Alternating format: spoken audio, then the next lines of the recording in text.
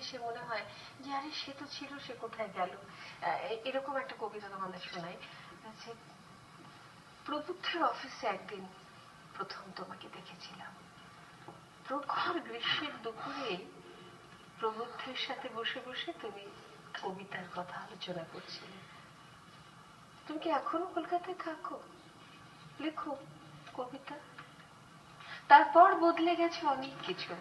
আমি লক্ষ্য করে দেখেছি কিভাবে সময় আক্রমণ করে বয়সকে, স্মৃতি বর্তমানকে, কিভাবে পাতা ঝরে নতুন পাতার পত্রবিন্যাস শুরু হয় গাছে গাছে। আমিও এই শহরের জল খেতে গিয়ে প্রথমে লবণ, তারপরে বালি, শেষে অনেক অনেক দেরিতে স্বচ্ছ সাবলীল জলধারার মতো দেখতে পেয়েছি জীবনকে।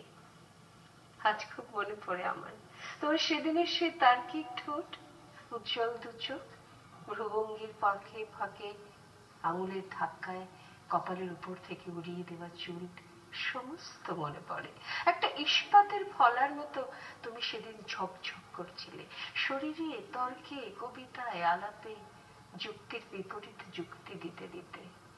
সে একদিন মাত্র প্রবুদ্ধের অফিসে তোমাকে দেখেছিলাম। তাপদগ্ধ সময়ের বিড়ম্বনা অগ্রাহ্য করে প্রবুদ্ধের সাথে বসে বসে তুমি কবিতার কথা আলোচনা করছিলে। খুব জানতে ইচ্ছে হয় তাই আমার। আচ্ছা, তুমি কি এখনো কলকাতায় থাকো? লেখো নাকি সেইভাবে কবিতা?